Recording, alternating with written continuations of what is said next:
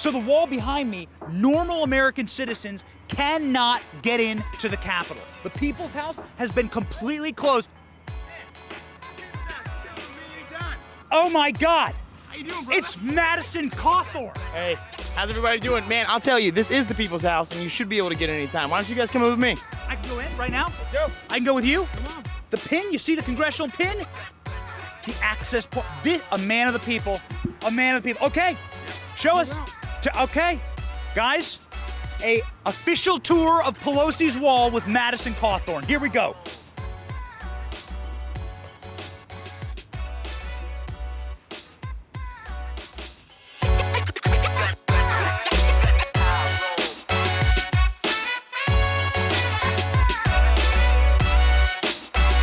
Okay, so we are inside of Pelosi's wall. This is maybe the most exclusive place in America right now.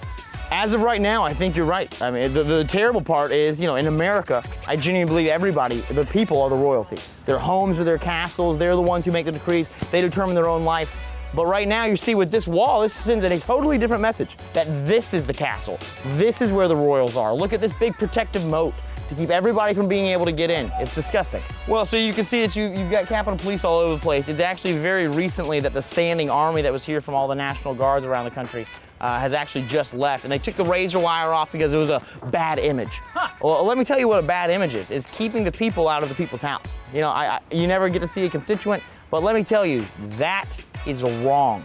The people should be allowed to get to the people's house because we are their representatives, not their rulers. Yeah, I mean, you have a constitutional right to redress of grievances of your government. Right, that's exactly correct. That's exactly correct. Okay, so you have this massive wall here. Does Capitol Police, do they say that this is now it's still a security threat? Well, you know what, the Capitol Police, they are making it very clear that there are no existential threats to the Capitol at this time. But for whatever, we are still wasting incredible amounts of money to keep this wall up. Wasting incredible amounts of money to force Capitol Police officers to have to work 12-hour shifts instead of 8, destroying their social lives. It's absolutely ridiculous, and it's all, in my opinion, it's all for optics from Nancy Pelosi. So clearly walls work, and you'd have to be Stevie Wonder to not be able to see that there is a massive crisis at our border. That's absolutely correct. I mean, all the while, what's going on our southern border is you have enough fentanyl coming across our border in the last few months to kill every single American with an overdose.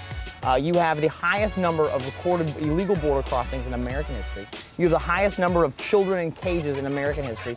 But where's AOC going to the border to cry about it? I mean, it's one of these. It's so sad. So sad. Saw that.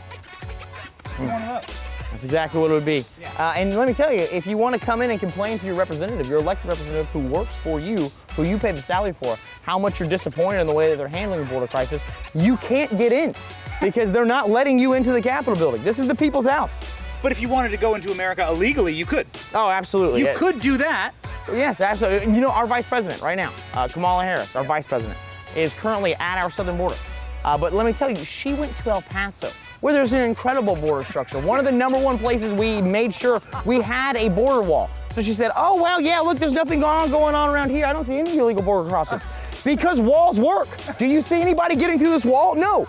Build a wall. But she doesn't want to go down to the southern tip of Texas, where the true border crisis is, where there's almost 6,000 illegal immigrants crossing our border every single day, where there is no border structure, where there is no infrastructure for the CPB to actually be able to use. It's disgusting.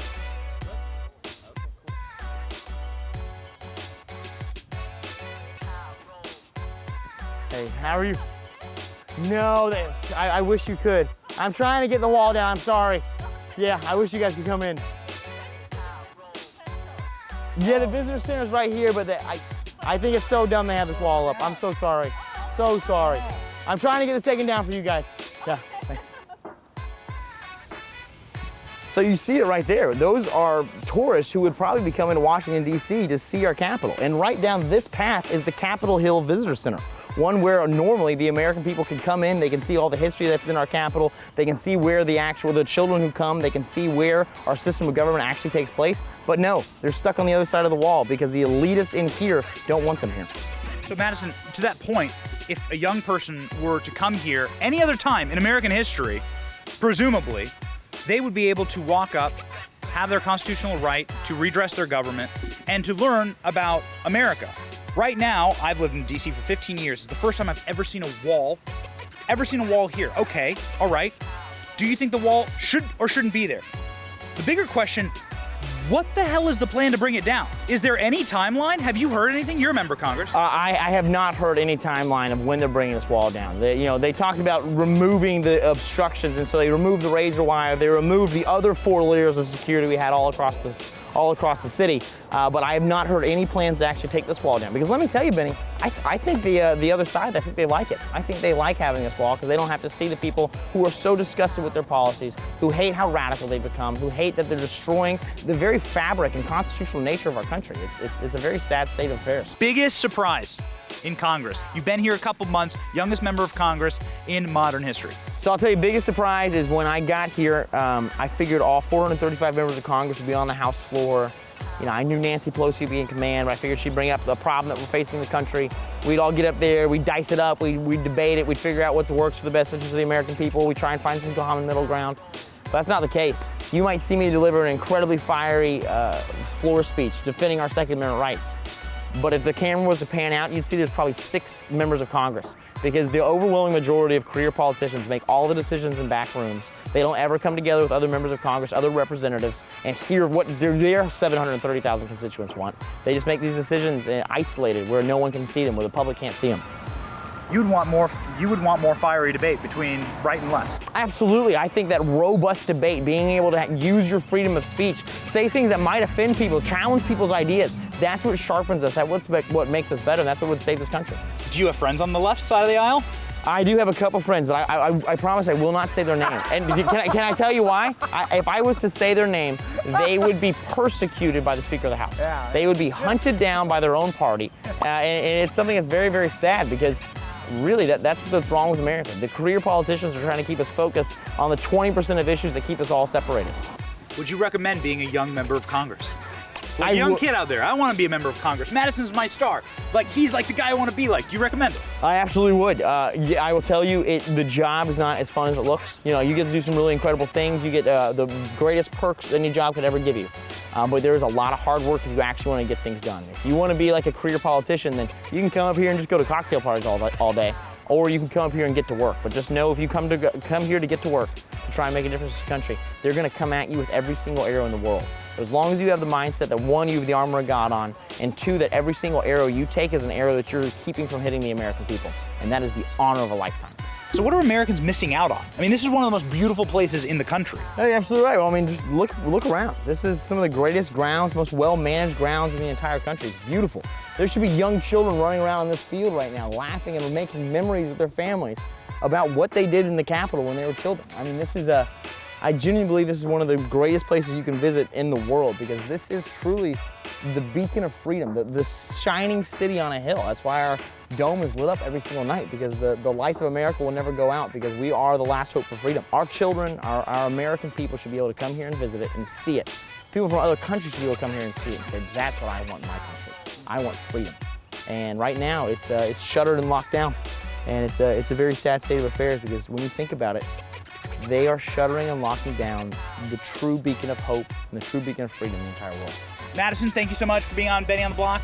Always. Thank you for coming out and showing the kids inside of Pelosi's wall. Hey, anytime I can be with Benny, a man of the people, I'll do it anytime. yeah, man of the people, as long as I have an escort. And trust me, guys, as soon as Madison leaves, the cops are going to kick us out fast. They've been following us the whole time. Very quickly. Probably not the best day for me to wear black bloc, okay? I should think about this. But I will tell you, the Capitol police officers are incredible people. It's the high-up leadership from the Speaker of the House who are really wrecking things. So, anyways, the cops that are around, I really have a lot of respect for them. Thank you for joining us on Benny on the Block, man. An honor. My man. All right, go save the country. Get out of here. Madison Cawthorn, everyone, on Benny on the Block, exclusive interview this week. You saw it here first, inside of Nancy Pelosi's wall, her great wall, a disgusting display in this country. They won't fund a wall for you, they'll fund a wall for themselves. This is American aristocracy. It should stop, and you should want it to stop. I don't care where you come from. Look at how beautiful it is here. Look at how nice it is on the Capitol ground. You deserve to see it. There's a $50 million visitor center sitting right there that you can't take your kids to. You can't go on your summer trip to celebrate your country. It's a disgrace, and it should end. That's been Benny on the block this week inside of Nancy Pelosi's wall. Maybe the most exclusive block we've ever been to, John. I think so. Most exclusive block, Benny on the block. We take you there. See you next week. It's money, Benny. It's money.